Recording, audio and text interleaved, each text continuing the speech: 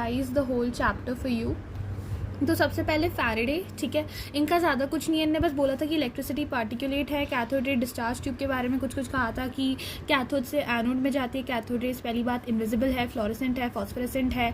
जब वो हिट करते हैं, जैसे टीवी स्क्रीन में जब कैथोड रे के इलेक्ट्रॉन हिट करते हैं तब वो ग्लो करती है, ठीक है। गैसेस कंडक्ट इलेक्ट्रिसिटी कब कंडक्ट करती है? Very low pressure, very high voltage, ये दोनों कंडीशंस याद रखनी है, ठीक है। आगे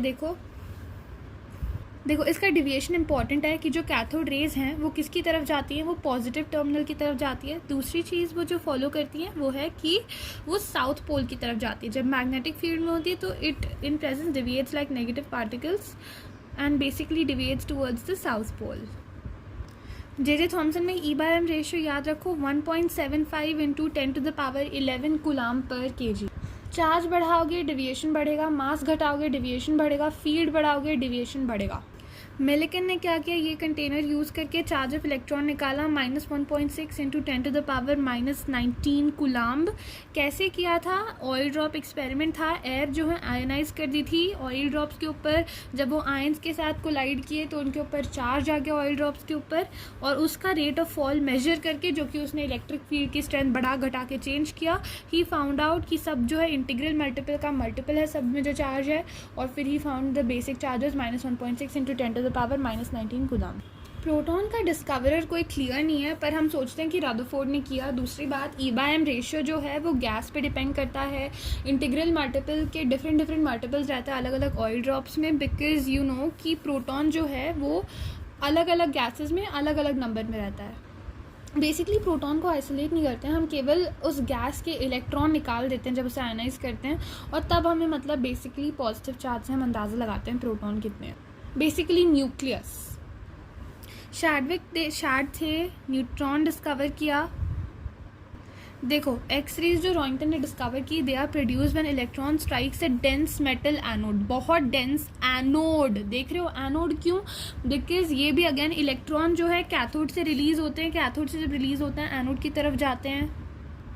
इलेक्ट्रिक मैग्नेटिक फील्ड से नहीं अफेक्ट होती। वेवलेंथ इसकी बहुत शॉर्ट है, बिकॉज अगर तुमने देखा है radio, micro, infrared light, UV, X rays, gamma rays, तो बिल्कुल एंड ऑफ द स्पेक्ट्रम की तरफ आती है, तो उसकी वेवलेंथ बहुत कम होती है। EM वेव है। अल्फा रेज क्या है? हीलियम न्यूक्लिया है। बीटा रेज क्या है? इलेक्ट्रॉन जैसी रेज है। और गामा रेज क्या है? न्यूट्रल है और नो पार्टिकल्स। तो ऑब्वियसली जो पावर होगी सबसे ज़्यादा जो पेनिट्रेटिंग पावर है गामा की है, बिकॉज वो न्यूट्रल है, वो किसी भी चीज़ से पास हो सकती है, कुछ पार्टिकल्स नहीं है। उसके बाद बीटा, बिकॉज वो इलेक्ट्रॉन जैसे, और अल्फा सबसे हैवी तो सबसे लेस्ट। थॉमसन का पहला मॉडल था plum pudding, raisin pudding, watermelon. Spherical atom थे, radius was 10⁻10 metre, positive charge था, एम्बेडेड है ना, जो स्फीयर था वो पॉजिटिवली चार्ज था। क्यों? इसका रीज़न ये है कि थॉमसन ने इलेक्ट्रॉन डिस्कवर कर लिए थे, तो उन्हें ये नहीं पता था कि पॉजिटिव चार्ज के पार्टिकल प्रोटॉन होते हैं, बिकॉज तब डिस्कवर नहीं हुए थे। इन्होंने इलेक्ट्रॉन डिस्कवर करते ही मॉडल बना दिया। तो उन्होंने कहा कि पूरा पॉजिटिव चार्ज का क्लाउड है और उस क्लाउड के अंदर इलेक्ट्रॉन्स जो हैं एम्बेडेड हैं, बिकॉज थॉमसन को पॉजिटिव चार्ज पार्टिकल्स के एग्जिस्टेंस के बारे में पता ही नहीं था। उन्होंने केवल इलेक्ट्रॉन के बेसिस पे पूरा मॉडल तैयार कर दिया, और इसमें इलेक्ट्रॉन का मास अज्यूम किया कि हर जगह यूनिफॉर्मली डिस्ट्रीब्यूटेड है, विच इज़ अनट्रू। फिर देखो रदरफोर्ड आए। रदरफोर्ड ने दिया न्यूक्लियर मॉडल। अब इनके मॉडल में क्या था? गीगर एंड मास्टर ने इनकी हेल्प की थी अल्फा पार्टिकल स्कैटरिंग एक्सपेरिमेंट में। अच्छा, तो इनका अल्फा पार्टिकल एक्सपेरिमेंट इन्होंने क्या सोचा था कि जितने भी अल्फा पार्टिकल हैं वो गोल्ड फॉइल से अनडेविएटेड पास थ्रू हो जाएंगे, maximum at least, if not all maximum. और कुछ भी मतलब कंप्लीटली डिफ्लेक्ट तो कोई सा भी पार्टिकल नहीं होगा, बिकॉज गोल्ड फॉइल इतना पतला था, 1000 एटम्स थिक था। लेट मी चेक, बहुत ही पतला था, ठीक है। तो इतने पतले से पूरा अल्फा पार्टिकल जो बुलेट जैसा जा रहा है, उसका मतलब टिश्यू में ऑलमोस्ट फायर करने जैसा, और सोचो कि टिश्यू उस बुलेट को वापस डिफ्लेक्ट कर दे, तो ऐसा कुछ हो रहा था। और रदरफोर्ड ने बिल्कुल नहीं सोचा था कि डिफ्लेक्शन होगा, पर ट्रूथ ये था कि 1 in 20,000 alpha particles deflected by 180 degree. तो इससे ये प्रूव हुआ कि बेसिकली जो एटम है it is mostly empty space, and that the volume occupied by the nucleus is much lesser than the volume occupied by the atom, और जो positive charge है बहुत छोटे से रीजन में कॉन्सेंट्रेटेड है। देखो फिर रदरफोर्ड ने क्या कहा कि इलेक्ट्रॉन जो है न्यूक्लियस के आसपास हाई स्पीड में सर्कुलर ऑर्बिट्स में घूमेगा। Now let me tell you a little about isotopes, isobars. So isotopes have the same number of protons, meaning it is the same atom, same element, but they have different masses, right? So carbon 12, carbon 13, carbon 14, chlorine 35, chlorine 37. Isobars में same mass होता है, but atomic number is different. For instance carbon का मास भी 14, nitrogen का मास भी 14. ये carbon का isotope है by the way. So absolute charge क्या होता है? रिलेटिव चार्ज, मास और मास इन यूनिट्स. एब्सोल्यूट चार्ज जो है जैसे -1.6 इंटू 10⁻19 कूलम हो गया. रिलेटिव चार्ज है -1. मास है 9.1 इंटू 10⁻31. यूनिट्स में मास ऑलमोस्ट 0 है इलेक्ट्रॉन का. प्रोटॉन का क्या है? +1.6 इंटू 10⁻19 कूलम. मास है 1.67 इंटू 10⁻27. 672 है.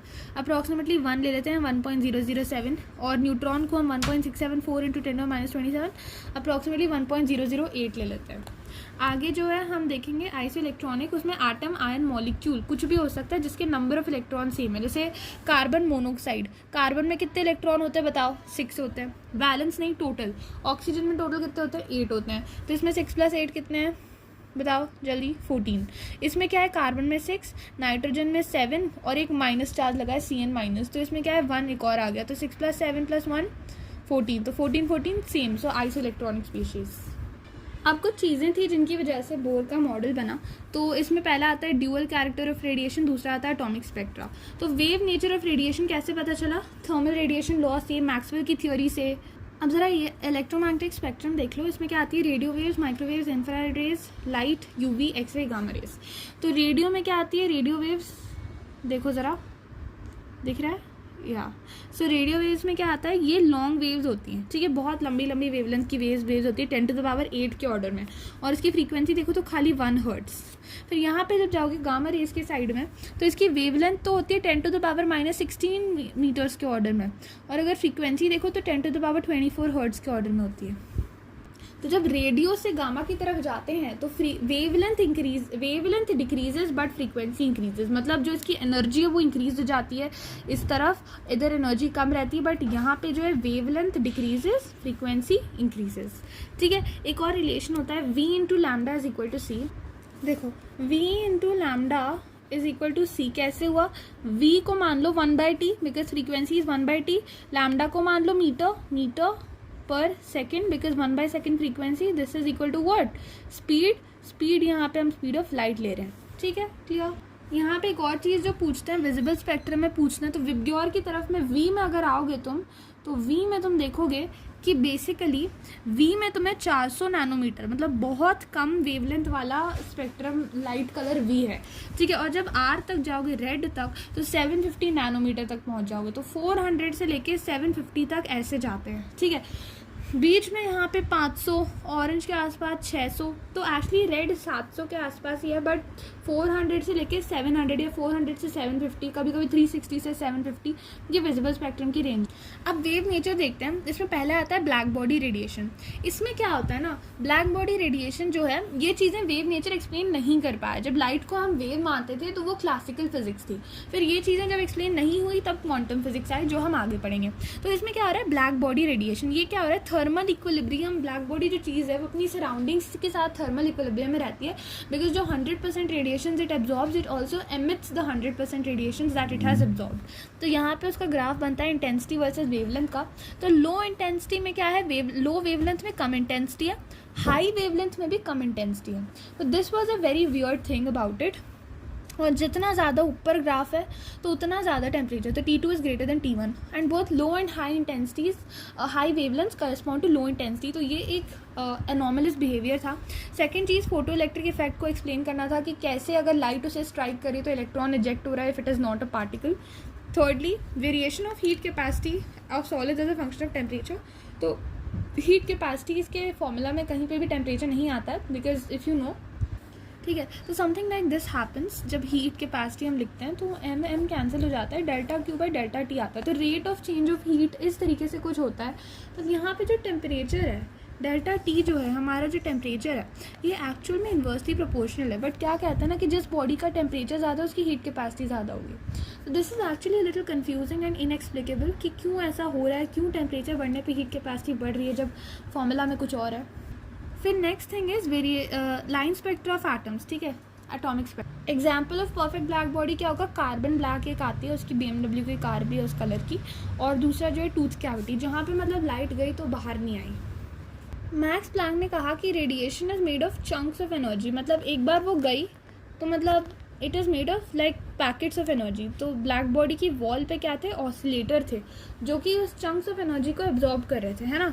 तो मेरे chunks of energy quanta that hit the oscillators on the wall of the black body and radiation is absorbed in chunks. तो E equals h nu. Nu क्या है, frequency, E क्या है, energy of quantum. तो what is the energy in ergs per mole? अगर अर्ग्स में निकालना हो तो तुम्हें मैक्स प्लैंक के कांस्टेंट की वैल्यू अर्ग्स में लिखनी पड़ेगी, जो C है उसकी वैल्यू अर्ग्स में लिखनी पड़ेगी, जो अवोगाड्रोस नंबर है वो भी अर्ग्स में लिखना पड़ेगा।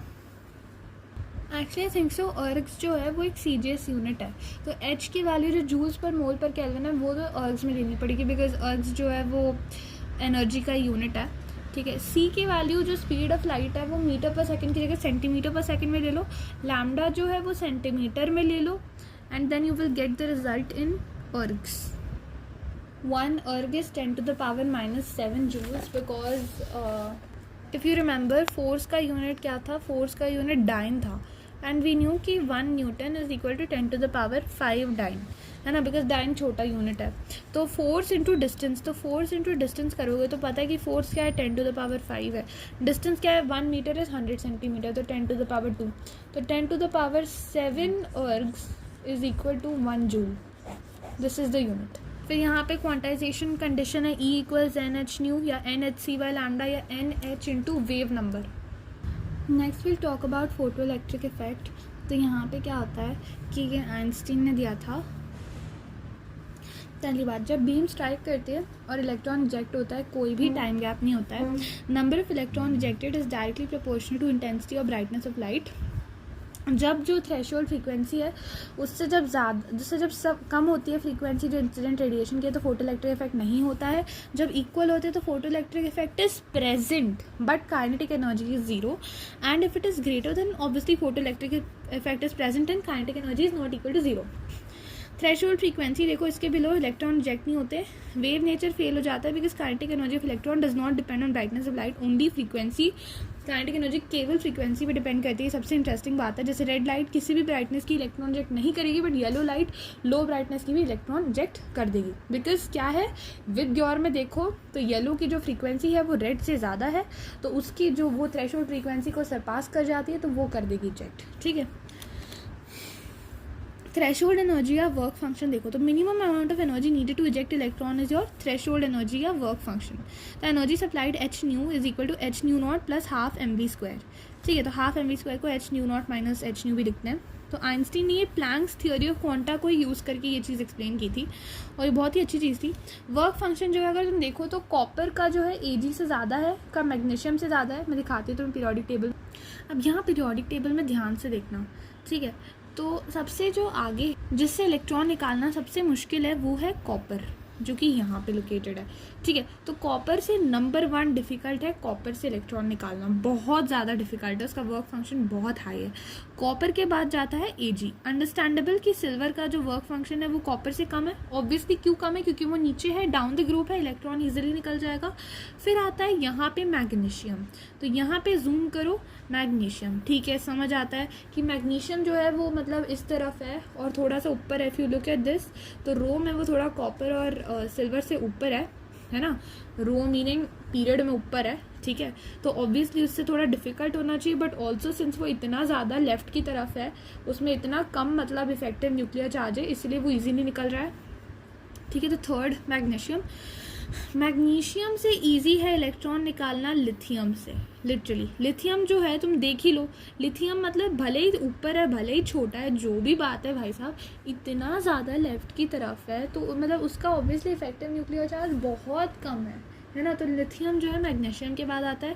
फिर लिथियम के बाद सोडियम, सोडियम से फिर और इजी है, और पोटेशियम से फिर सबसे इजी है।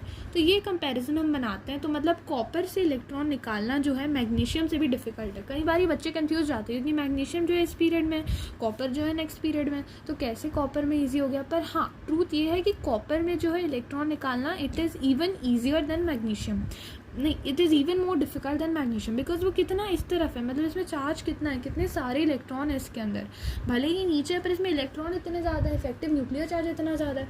कॉपर के बाद फिर सिल्वर आता है। तो ये तुम समझिए कितने इनर्ट मेटल्स हैं, मतलब इनमें तुम अगर ज़्यादा लाइट डाल दो, कुछ भी कर दो, फोटो इलेक्ट्रिक इफेक्ट होगा ही नहीं, ठीक है। और फिर लिथियम जो है उससे कंपैरेटिवली ईजी है, मतलब मैग्नीशियम से भी खतरनाक है, पर लिथियम से फिर ईजी है कंपैरेटिवली। तो ये पीरियोडिक टेबल में मैंने कंपैरिजन कर दिया। स्टॉपिंग पोटेंशियल वो वोल्टेज होती है जो रिवर्स वोल्टेज चाहिए so that electron flow stops.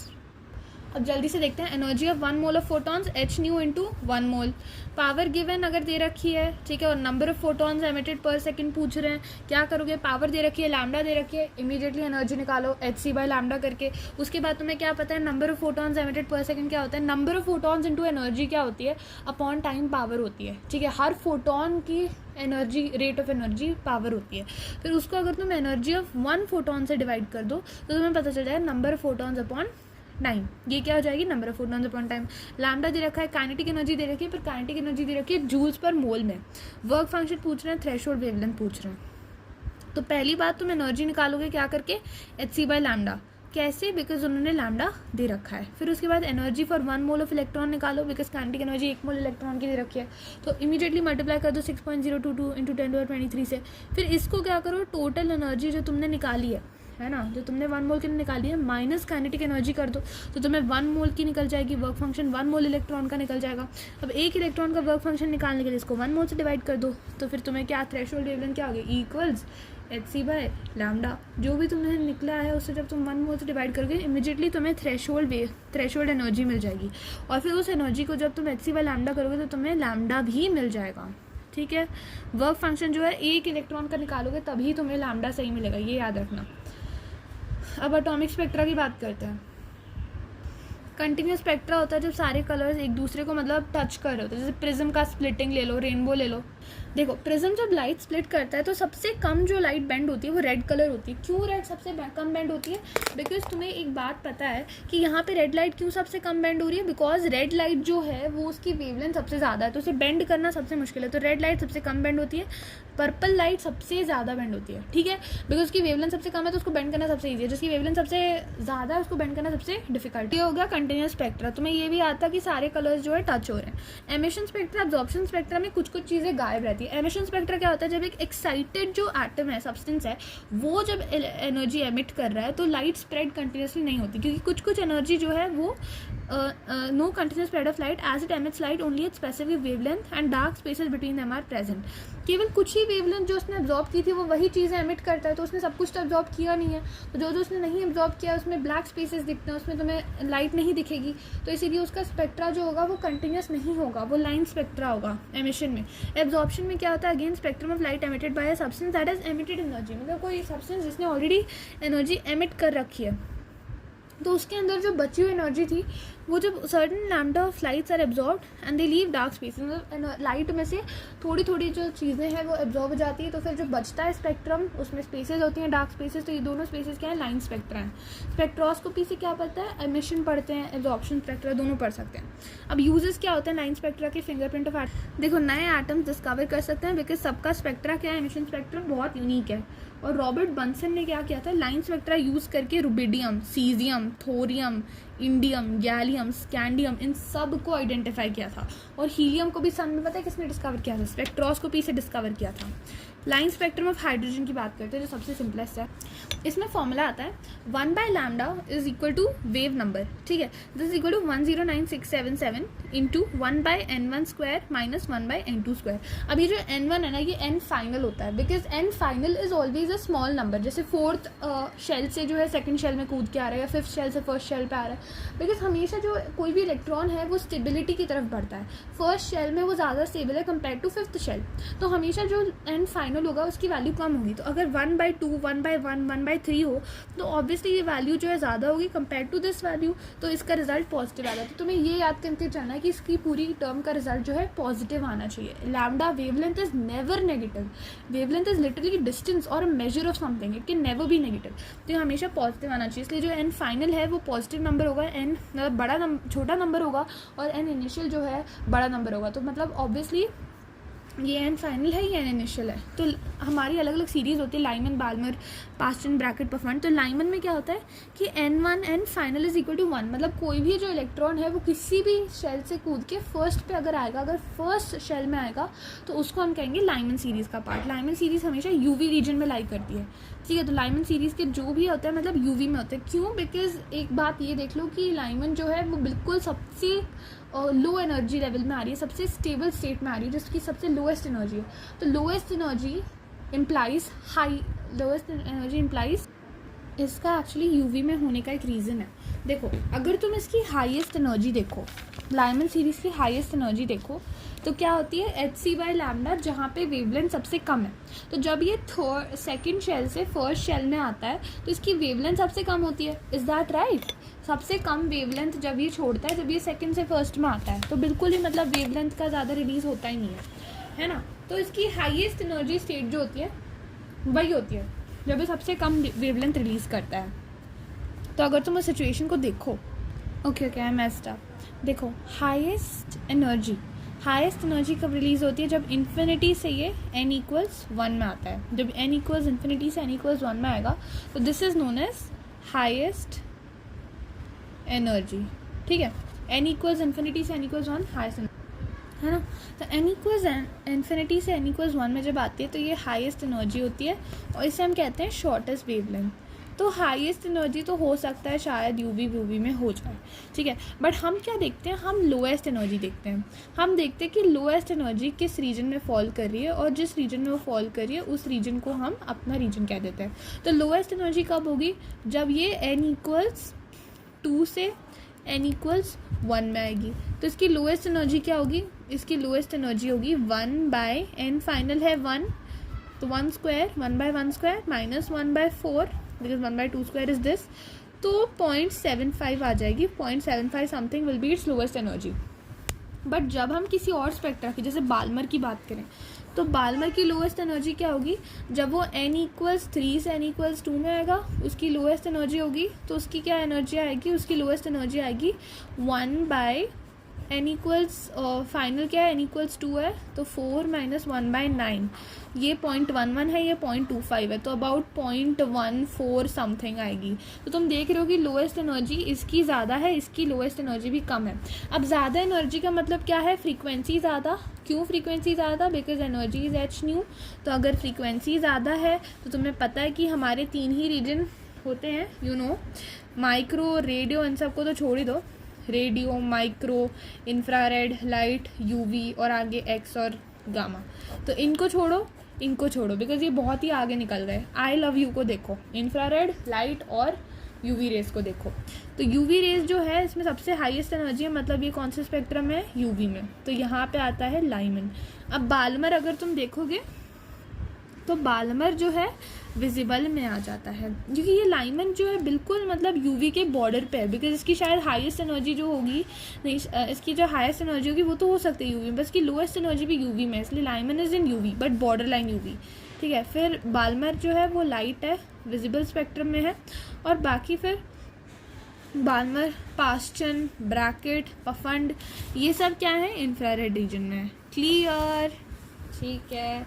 n1 equals 1 Lyman, n1 equals 2 Balmer, n1 equals 3 Paschen, n1 equals 4 Brackett, n1 equals 5 Pfund, ठीक है।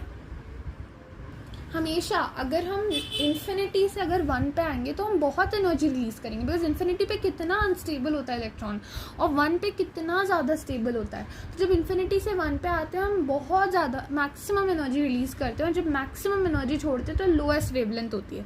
तो इसलिए लोएस्ट वेवलेंथ का केस और मैक्सिमम एनर्जी का केस सेम होता है, जो कि इन्फिनिटी से 1 पे होता है।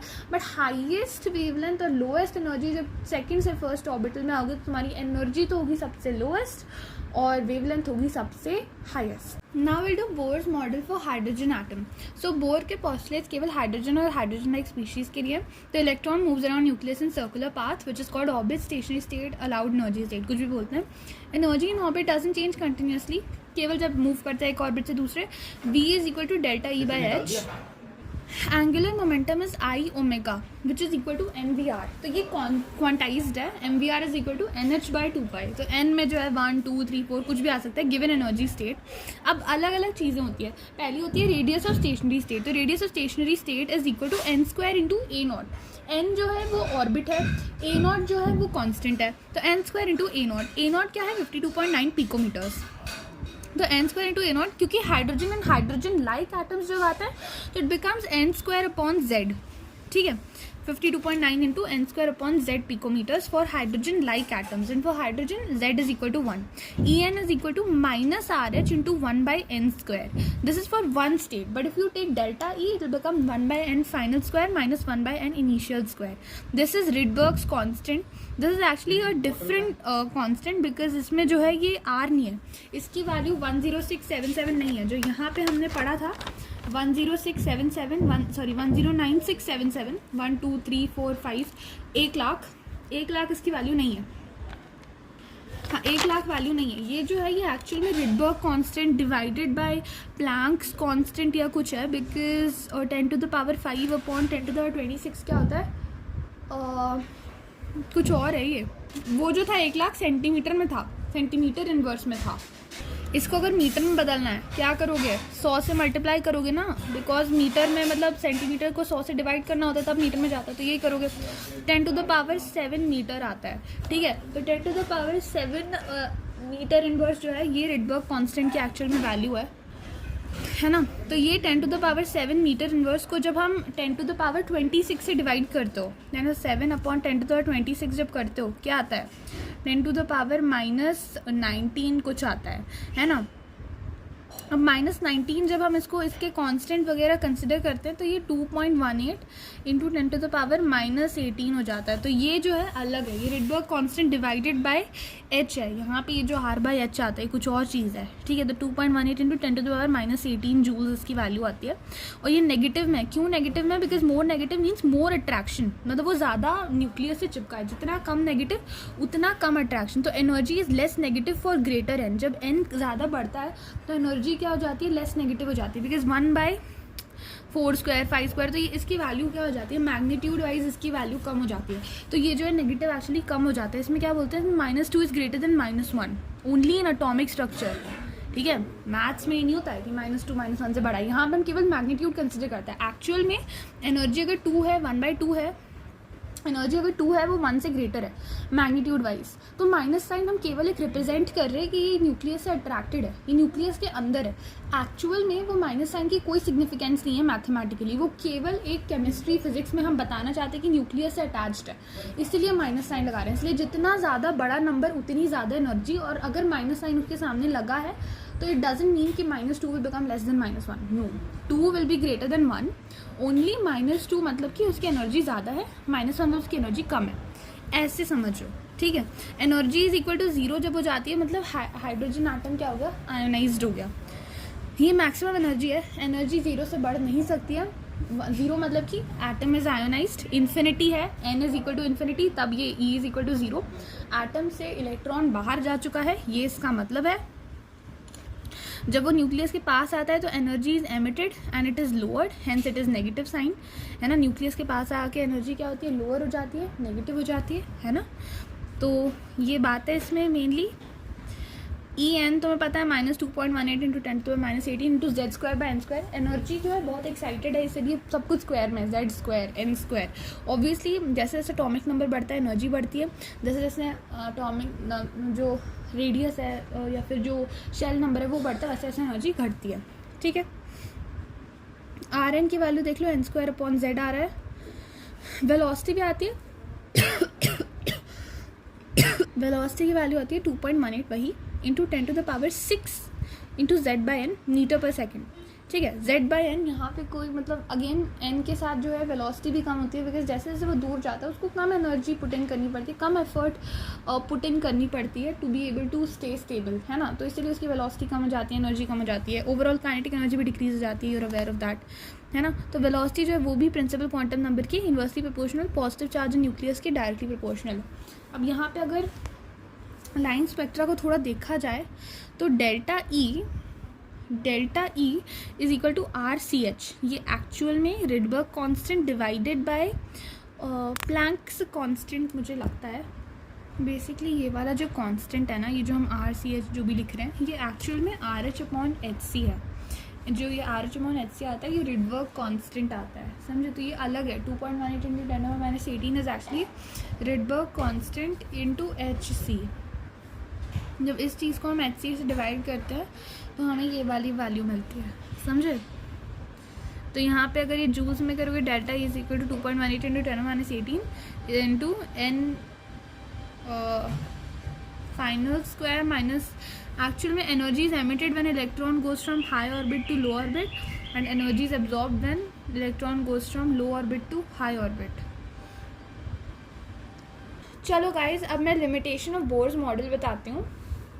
पहली बात, ये एटॉमिक स्पेक्ट्रा हाइड्रोजन के अलावा किसी का भी नहीं बता पाया, ठीक है.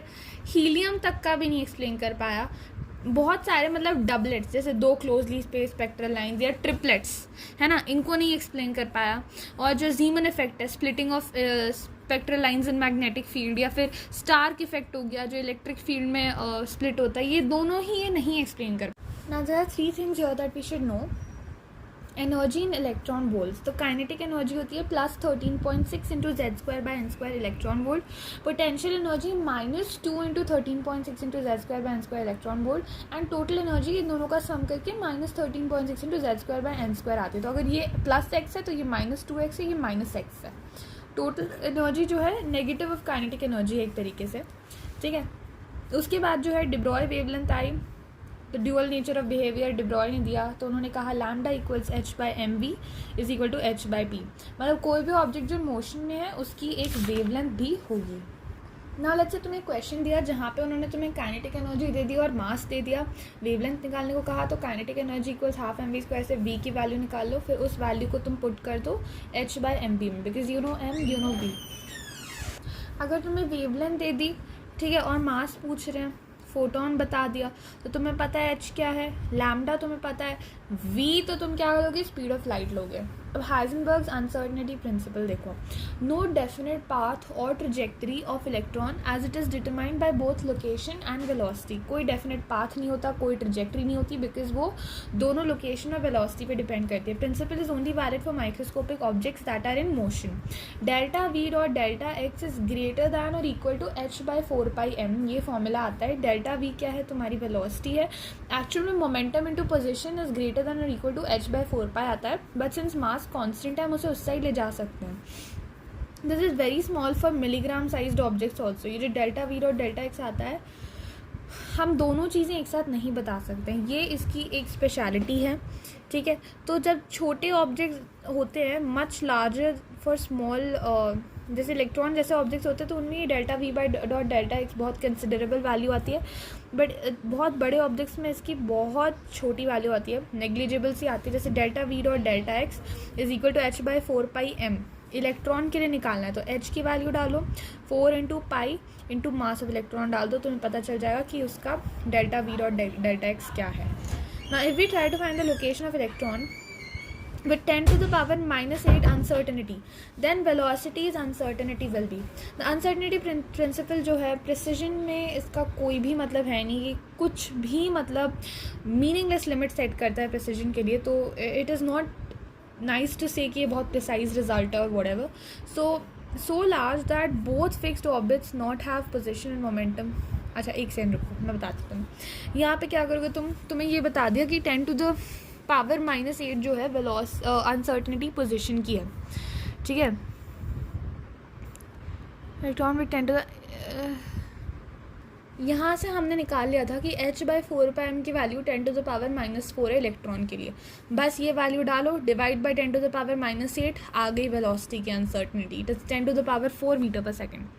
So the uncertain so large that both fixed orbits not have, therefore position and momentum are probable and not precise. This is used in quantum mechanical model. Position है और जो momentum है ये बहुत probable चीज़ें हैं, precise नहीं है. Like here another question.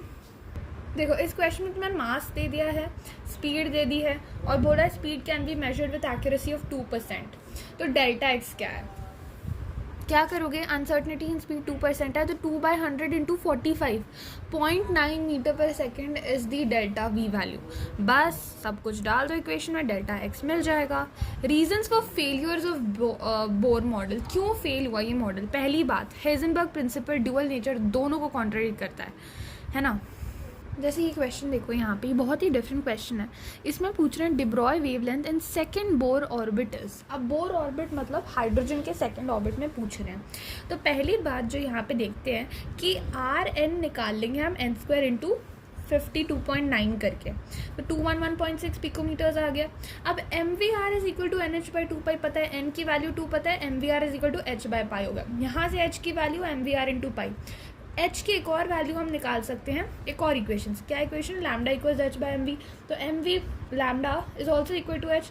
इन दोनों इक्वेशन को जब इक्वेट करोगे, एम वी कट गया, r pi is equal to lambda, तो पाई तुम्हें पता है, आर तुम्हें पता है, आराम से लैम्डा की वैल्यू निकल गई 211.6 पाई मीटर, पाई पिकोमीटर। एक और क्वेश्चन मॉडल देखो, दे रखा है कि uncertainty in position is equal to uncertainty in momentum. What is the uncertainty in velocity? So you can just write m delta v into m delta v is greater than or equal to h by 4 pi, and then we can write delta v is equal to 1 by m into root h by 4 pi because m delta v square is equal to h by 4 pi, तो वहाँ से delta v आराम से निकाल लेंगे। देखो, अगर दो चीज़ों के लिए डेल्टा एक्स सेम रहेगा और अगर डेल्टा पी पूछा है तो सेम ही रहेगा, ठीक है। डेल्टा एक्स क्या बोला है, पूछ रहे हैं क्या है, वेलोसिटी दे रखी है, एक्यूरेसी अप टू 0.001% निकालनी है। देखो एक्यूरेसी जब परसेंट देते हैं डिवाइड बाय 100 इमीडिएटली कर दो। डेल्टा वी मतलब कि जो तुमने स्पीड दे रखी है और उसकी एक्यूरेसी जो उन्होंने पूछी है मल्टीप्लाई कर दो, आंसर आ गया 0.3 सेंटीमीटर पर सेकेंड। अब डेल्टा एक्स निकालना है, h by 4 pi M delta V कर दो, आंसर आ जाएगा भैया, आ जाएगा। यहाँ पे देखो पूछ रहे हैं quantum mechanical model of an atom, तो श्रोडिंगर्स इक्वेशन क्या थी? देखो श्रोडिंगर इक्वेशन क्या है, इससे कोई मतलब नहीं है। यहाँ पे एक स्टेटमेंट आता है H psi is equal to E psi, Hamiltonian operator वगैरह आता है, ये सब तुम्हें पता भी नहीं है। यहाँ पे खाली ये चीज़ है कि श्रोडिंगर इक्वेशन के 3 सोल्यूशन है। पहला होता है जो तुम्हारा प्रिंसिपल क्वांटम नंबर, दूसरा एजीमुथल क्वांटम नंबर और तीसरा जो है मैग्नेटिक क्वांटम नंबर। तो स्पिन क्वांटम नंबर इसके सोल्यूशन में नहीं आता है, ठीक है। तो function of quantum mechanical model of atom क्या है? प्रोबेबिलिटी डेंसिटी जो है हम डिफाइन करते हैं साइज स्क्वायर से, तो वेव फंक्शन के स्क्वायर से हम प्रोबेबिलिटी ऑफ इलेक्ट्रॉन की लोकेशन, प्रोबेबिलिटी कहाँ पे इलेक्ट्रॉन मिलेगा ये डिफाइन कर सकते हैं। ये हमेशा पॉजिटिव आती है, तो साइज स्क्वायर की वैल्यू बताती है कि कहाँ पे इलेक्ट्रॉन मिलने की प्रोबेबिलिटी ज़्यादा है, and it is always a positive value. अब यहाँ पे आगे देखिए, प्रिंसिपल क्वांटम नंबर की बात करते हैं, हमेशा पॉजिटिव इंटीजर आता है बिकॉज ये क्या बताता है, साइज और एनर्जी बताता है। कभी भी साइज जो है एटम के जो ऑर्बिट्स हैं वो नेगेटिव में तो जा नहीं सकते, तो ये हमेशा पॉजिटिव ही होता है, ठीक है। इन हाइड्रोजन लाइक स्पीशीज जो साइज एनर्जी दोनों चीज़ें हैं केवल किस पे डिपेंड करती है, प्रिंसिपल क्वांटम नंबर पे।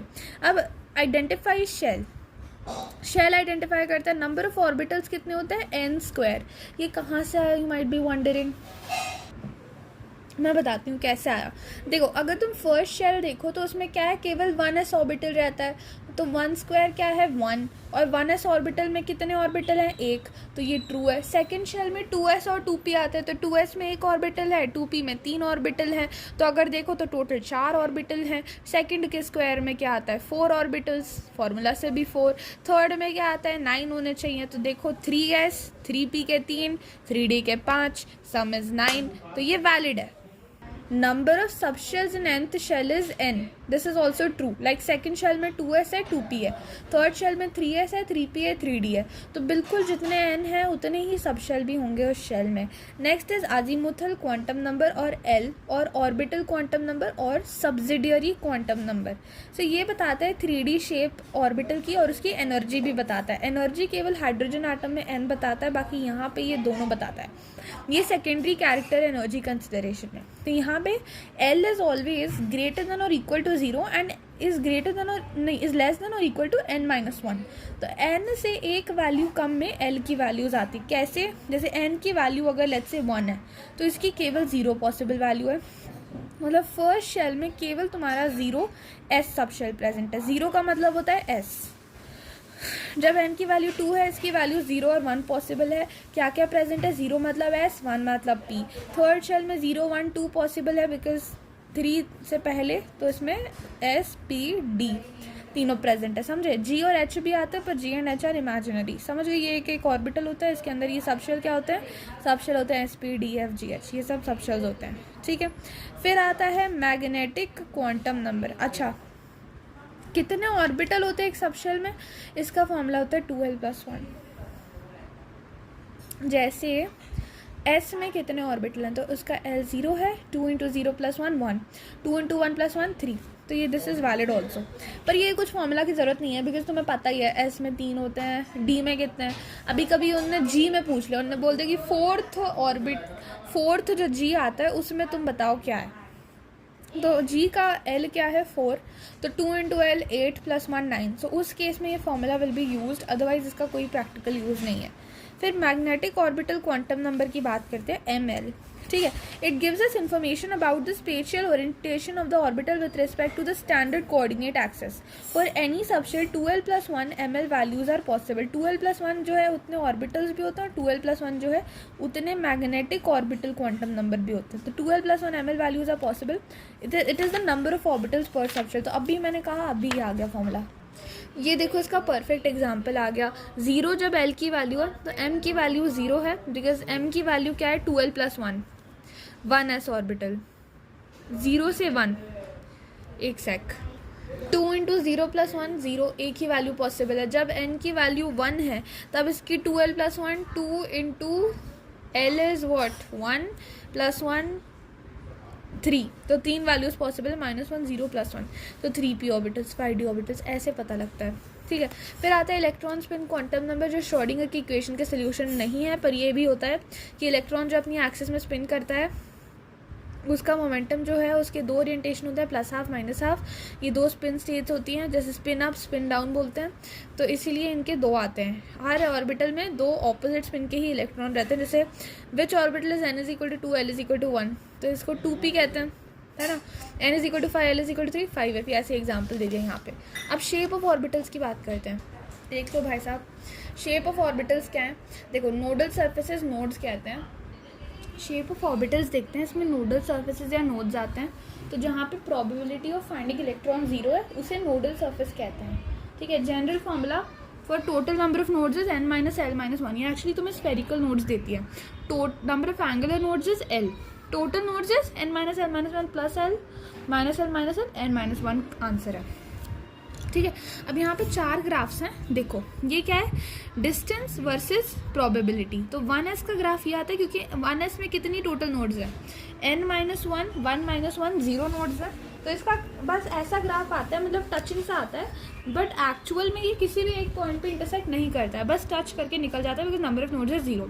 ऐसे ही अगर प्रोबेबिलिटी डेंसिटी स्क्वायर का ग्राफ देखो तो वो भी 0। यहाँ पे अगर 2s का देखो, 2 - 1 क्या आएगा? 2, 1 आएगा, एक नोड एक बार टच करा है। प्रोबेबिलिटी डेंसिटी का देखो तो यहाँ पे भी एक ही बार टच करा है, बस क्या है कि ऊपर होके जा रहा है। जैसे ऑर्बिटल पे 3 एंगुलर नोड्स जो है l and 3 total nodes is n - 1 is 4f। जैसे अगर उन्होंने बोला कि एक ऑर्बिटल है, उसकी 3 एंगुलर नोड्स है, मतलब l = 3, और क्या बोल रहे हैं? 3 टोटल नोड्स है, मतलब n - 1 इज ऑल्सो = 3, तो क्या है? 4f है, सिंपल, ठीक है। अब बाउंड्री सरफेस डायग्राम देखते हैं थोड़ा। Psi square is equal to psi for constant probability density. जब प्रोबेबिलिटी डेंसिटी कांस्टेंट है थ्रू आउट, तो psi square is equal to psi. अब बाउंड्री सरफेस डायग्राम बताती हूँ, ओके, प्रोसीडिंग। अब बाउंड्री सरफेस डायग्राम वो रीजन है जहाँ पे 90% के करीब प्रोबेबिलिटी होती है इलेक्ट्रॉन को ढूंढने की, ठीक है। तो सारे एस ऑर्बिटल्स जो है स्फेरिकली सिमेट्रिकल है, मतलब प्रोबेबिलिटी हर डायरेक्शन में सेम है, इस पूरे रीजन में सेम है, ठीक है, इस पूरे रीजन में सेम है। तो जब n इंक्रीज करोगे तो साइज ऑफ ऑर्बिटल बढ़ेगा, you know. Orbital angular momentum क्या होता है? √l × l+1 × h/2π। ये s ऑर्बिटल के लिए क्या होता है? 0 होता है, बिकॉज ये पूरा का पूरा क्या है? 0 × 0 + 1 0 होता है, तो 0। p ऑर्बिटल में क्या होता है? 2 लोब्स होते हैं जो कि pass through nucleus. Energy of 3 orbitals identical, only the orientation is different, ठीक है। ये ml वैल्यूज से बिल्कुल भी रिलेटेड नहीं है। जो ml वैल्यूज आती है तुम्हारी 0 1 2 3 उनसे रिलेटेड नहीं है, ठीक है। ml क्या था? मैग्नेटिक ऑर्बिटल क्वांटम नंबर उससे रिलेटेड नहीं है, ये अलग वैल्यूज़ हैं, ठीक है। तो only relation is that there are 3 values possible for ML, hence 3 orientation, यही रिलेशन है, बाकी उनकी ओरिएंटेशन का कोई रिलेशन नहीं है इससे। ओके, तो मैं अब आपको क्विकली नोड्स के बारे में बता देती हूँ। तो ये जो d ऑर्बिटल्स है इसमें नोड्स होती हैं, राइट। तो नोडल प्लेन वो प्लेन होता है जिसमें लोब नहीं है, ठीक है। ये जैसे x y d x y है, जिसमें वाई जेड और एक्स जेड में लोब नहीं है, तो वो नोडल प्लेन बन गया। ये डी एक्स जेड है, इसमें जेड वाई और वाई एक्स में लोब नहीं है, तो वो नोडल प्लेन बन गया। Same with this, D Z square के शायद से 0 नोडल प्लेन्स होते हैं, पर यहाँ पे याद रखना m = 0 में d x square Z square आता है, m = -2 में डी एक्स वाई, +1 में डी एक्स जेड, -1 में डी वाई जेड, +2 में d x square minus y square, और 0 में डी जेड स्क्वायर आता है। और इन दोनों में इलेक्ट्रॉन डेंसिटी कहाँ होती है? अलॉन्ग द एक्सिस होती है। सबकी एनर्जी इक्वल है और 2 angular nodes, nodal plane angular node same चीज़ है। Alright, now look at this, energies of orbitals. So for hydrogen atom, it is determined only by n.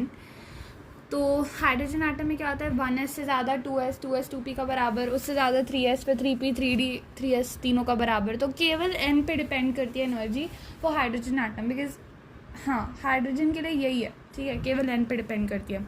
Multi electron atom में n+l rule follow होता है, ठीक है। Energy जो है S की सबसे कम, फिर P की, फिर D की, फिर F की, तो ये एनर्जी का ऑर्डर रहता है, ठीक है। जब अट्रैक्शन रिपल्जन से ज़्यादा है तो स्टेबल रहती है। Outer electron don't experience total positive charge ZE, ठीक है, but they experience Z effective into E, because उनको टोटल पॉजिटिव चार्ज का एक्सपोजर नहीं मिलता है, कुछ जो है कैंसिल आउट हो जाता है charge because of inner electron. जब Z इंक्रीज होता है, अट्रैक्शन इंक्रीज होता है, ऑर्बिटल एनर्जी कम होती है और नेगेटिव हो जाती है ना। समझ रहे हो क्या हो रहा है कि जब एटॉमिक नंबर इंक्रीज़ हो रहा है तो अट्रैक्शन क्या ऑब्वियसली बढ़ रही है, इससे ऑर्बिटल एनर्जी जो न्यूक्लियस और इलेक्ट्रॉन के बीच की इंटरेक्शन है वो कम हो जाती है, मतलब वो और ज़्यादा नेगेटिव हो जाती है, ठीक है। तो energy in s orbital is less then p orbital is less then d orbital if n+l is the same for 2, one with higher n has higher energy, right। now look at this, shielding क्या है? s की सबसे ज़्यादा है, फिर P की, फिर D की, फिर F की। F का शील्डिंग इफेक्ट सबसे ख़राब है। Also energy in S orbital is more negative, इसीलिए इट इज़ लेस, ठीक है। उससे ज़्यादा P, उससे ज़्यादा D। बेसिकली मोर नेगेटिव मतलब कम एनर्जी। ऑर्बिटल एनर्जी में हम शायद साइन के साथ लेते हैं, ठीक है। तो हायर एन मतलब हायर एनर्जी मतलब लेस नेगेटिव, समझे? Understood something. एनर्जी 2s, देखो Z के साथ एनर्जी क्या होती है? इंक्रीज़ होती है। तो हाइड्रोजन के 2s की एनर्जी लिथियम से कम है, लिथियम की सोडियम से कम है, सोडियम की पोटेशियम से कम है। सो 2s में भी डिफरेंस आ रहा है। हाइड्रोजन आटम के लिए 1s, सारे 2s 2p एक साथ, सारे 3s 3p 3d एक साथ। यहाँ पे 1s, फिर 2s, फिर 2p, बिकॉज n+l में क्या आता है? 2 + 0 2p, फिर उसके बाद 3s, क्यों? 2 + 1 3 और 3 + 0 3, 2 दोनों 3 हैं तो हम n को डोमिनेट करते हैं, 3 ऊपर जाता है। यहाँ पे 3 + 1 4, 4 + 0 4, अगेन डोमिनेटिंग, ये मल्टी इलेक्ट्रॉन स्पीशीज। तभी टाइटेनियम 22 का क्या होता है फिलिंग ऑर्डर? 3s, फिर 3p, फिर 4s, फिर 3d, समझे? 4s के बाद 3d आता है, 3d से दिस इज़ 4 + 0, 4 + 0 क्या होता है? 4 होता है, 3 + 2 5, है ना। तो इसीलिए हम ये यूज़ करते हैं ऑफ-बॉक्स प्रिंसिपल।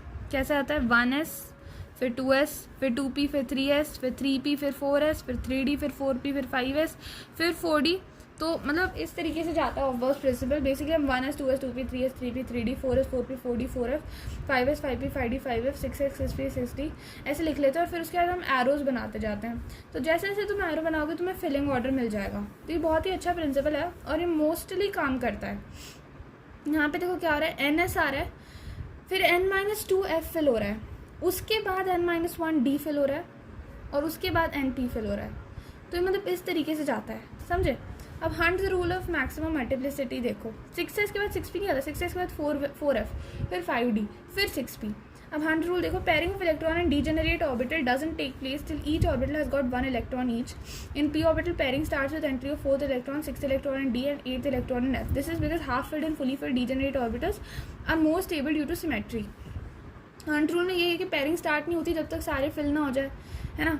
तो ये सब सही है, ऐसे फिल कर सकते हो, ऐसे उल्टा स्पिन कर दो, that is also okay, this is also okay. But ये गलत है कि अभी पेयरिंग शुरू नहीं हुई कि तुमने मतलब यहाँ पे देखो उल्टा स्पिन नहीं कर सकते, ये उल्टा स्पिन अलाउड नहीं है, तीनों को सेम ही साइड में स्पिन करोगे तो it is okay, but otherwise it's not. फिर आता है Pauli's exclusion principle. Pauli's exclusion में क्या हो रहा है, no two electron can have the same set of 4 quantum numbers, hence for 2 electrons in same orbital when n l m are same.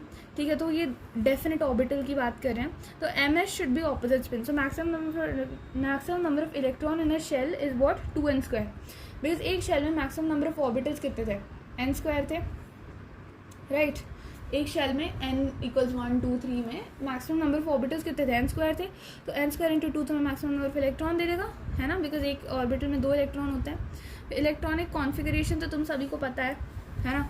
Orbital diagram better है because ये सारे 4 quantum numbers दिखाता है। ये याद रखना कि ऑर्बिटल डायग्राम सारे 4 क्वांटम नंबर दिखाता है, n भी दिखाता है, p भी दिखाता है, n भी दिखाता है, l भी दिखाता है, ml भी दिखाता है और ms भी दिखाता है, सब कुछ दिखाता है। तो सबसे अच्छा नोटेशन होता है ऑर्बिटल डायग्राम, ठीक है।